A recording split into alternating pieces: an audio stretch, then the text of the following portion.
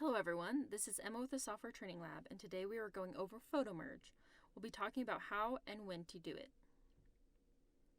Photomerge is for when you have multiple pictures of one place that you would like to combine, kind of like a panorama.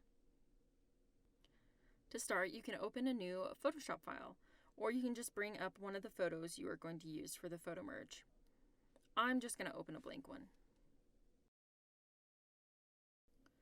You'll go up to File, then Automate, then Photomerge. This will bring up options for your merging. There are options for layout. Auto usually works just fine.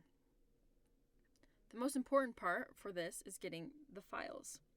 Click on Browse and go find the files that you're using. Make sure you have the files before you hit OK.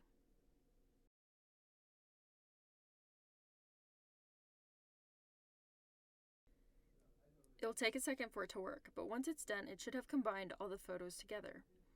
There will likely be some empty space indicated by the checkerboard pattern.